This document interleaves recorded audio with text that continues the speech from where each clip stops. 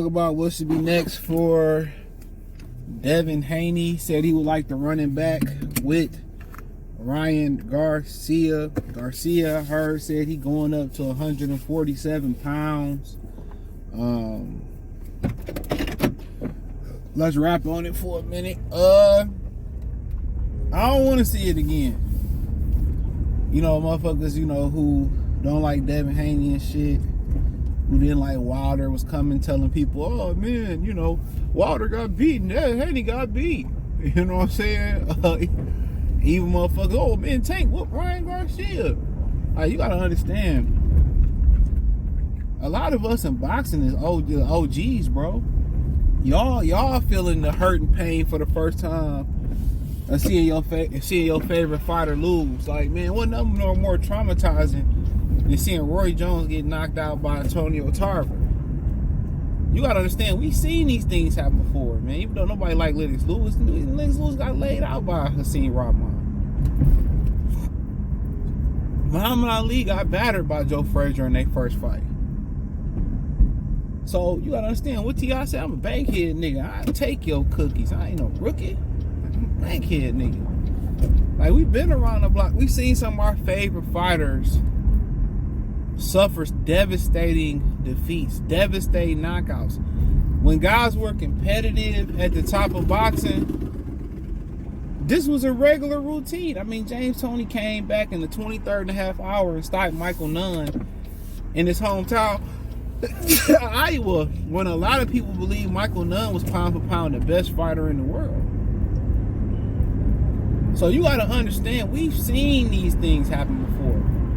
We've seen Buster Douglas closing his eyes, giving Mike Tyson a Popeye's 10-piece special with red beans and rice and biscuits. We've seen these things before. We are not, you know, this is new to y'all. It comes with the game, but it's just so funny that these guys fight once or twice a year.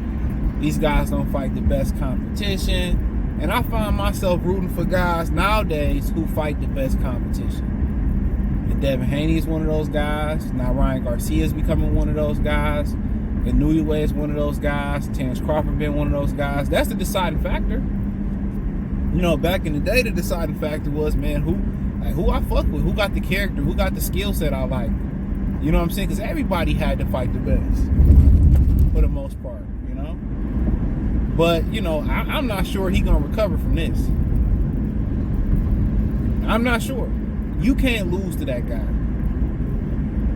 The one guy you can't lose to, you could have lost to Richardson Hitchison.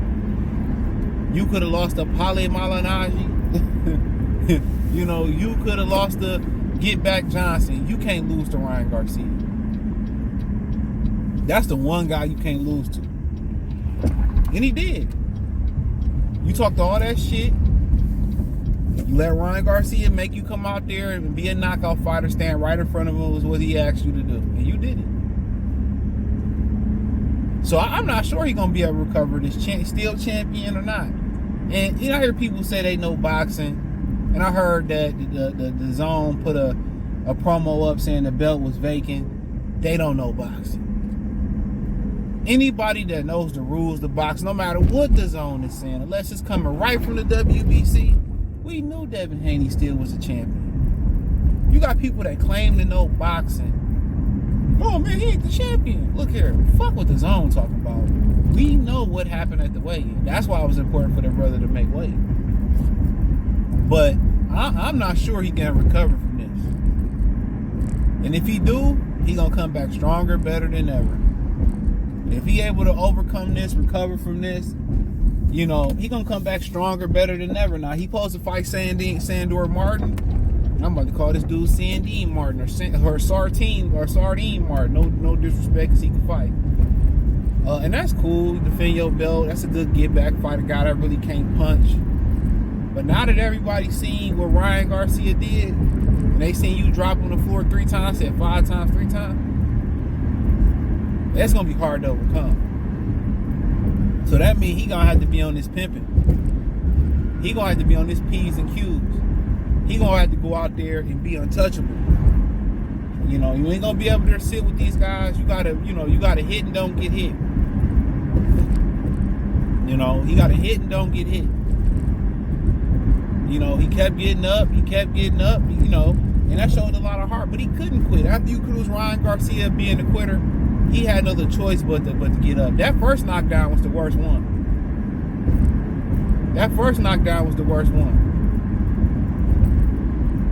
You know, and do it hurt to see that some of the brothers sold against him?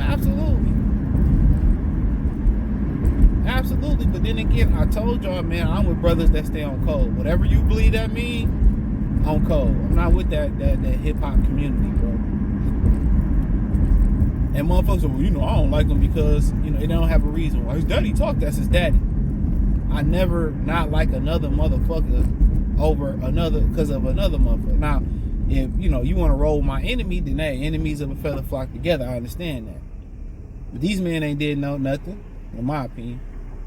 For y'all to vilify them. Yeah, he talks shit. Yeah, he say things to get his son promotion. Y'all get too caught up in that shit. I done seen, you know, fathers say real off the wall racial shit about fighters, and y'all still be interviewing them and fucking with them. That's the wild shit about it. You know, but yeah, man, I'm not sure, you know, where you go from here. Only he knows. It's gonna be hard to log on to the internet. And I know what was so funny, man. When we found out 21 Savage was from the UK, and a lot of people didn't know that. He got detained, and people made all these memes. And it was so funny. He walked Devin to the ring last night. Shout out to that song Red Rum. It's sneaky. That shit go hard too. I fuck with 21 Savage. No Diddy. But what was so funny about it was when he ended up doing his interviews about it, he took it in good stride. He said, I ain't gonna lie, man, them memes was funny than a motherfucker, man. I ain't gonna lie, they was funny. You know, when you do that and you own up to your mistakes and you take it in good stride, people can't say shit about you. It die down. When you take accountability, like, yeah, you know what, man, I had an off night, or shit, yeah, you know, I was fucked up, man. That's my bad, bro. Like, people have grace, bro. People can't even, you don't have no negativity to feed into it. You know what, man? He was the better man tonight, man. Shout out to him. But niggas that say, I don't like him because it's daddy. You see how embedded that is, bro? How embedded that is in people's heads, that a black father's there for his son, and then motherfuckers will turn around, no matter he there. He not hurting his son. He helping his son make some legitimate money. So I don't like him. That's all that, a lot of that time, a lot of these dudes been programmed and don't even know it. I'm not even talking about Mexicans, white. A lot of these black guys been programmed to hate each other. I'm telling y'all, they be programmed when they see a father there, they be like, oh man, fuck that nigga, man, and my daddy wasn't there, and this nigga fucking it up. They programmed to think like that. That's why I be telling y'all, watch who y'all counsel, man. A lot of these niggas can't be saved from single motherism. Some of y'all sons ain't gonna be saved. You know, and one thing, you know, me and Adonis, Lion Killer, agreed on. One thing I ever agreed on with Dr. Umar is this. And he agreed with me on this, man. When Dr. Umar said, if we gonna clean up the black community, some of these brothers we gonna have to put down. I respect that motherfucker for saying that, because it's true. Some of these brothers is beyond saving. They beyond repair. Y'all used to work in the industry, and I used to work for Apple back in the day. I think it was Apple. We had a saying, you know, when you got a device that's beyond repair, you gotta upgrade that motherfucker. You know what I'm saying? Like, oh, it's beyond repair. You know? So, I mean, like I continue to speak on things, man. Only he know. He mentally gonna take in a good stride, and either you gonna motivate it, it's gonna fuel you for motivation, or you gonna let it defeat you. But you know, one thing I think about embarrassing moments you have in public, or as you have just in general. One thing that I always remember, one thing that taught me, man, just knowing dudes on social media, that's to have friends who borrow like watches and clothes and jewelry and shit for me to go to the club and shit, man.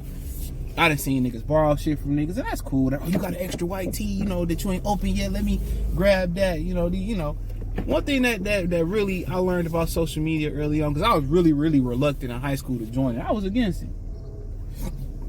I don't think I joined it till I went like the end of my high school tenure. You know what I'm saying? That was just my preference, right? But one thing it showed me, bruh, real quick, fast, in a hurry, that a lot of people, you know, they got their own insecurities. They got their own insecurity. They be on the internet acting like they shit don't stink. They be on the internet acting like they never made a mistake. You know what I'm saying? And that's not true. That's the first lesson I see girls in school used to want to talk all the time, bro. Get on the internet, ask them out, they act like they on a different level, like they higher, they like. That's why I said, man, I did a video on Patreon. I'm gonna release the Patreon probably by y'all time y'all see this, it'll be up. You know, when women used to, I talk about cold approaching the dating apps. Women's head is too high on dating apps and social media, bro. But that's a different story for a different day. But that's what I learned. Everybody got their issues. Everybody got their insecurities. But on social media and public, everybody put this mask on like they ain't going through shit, like they ain't battling shit.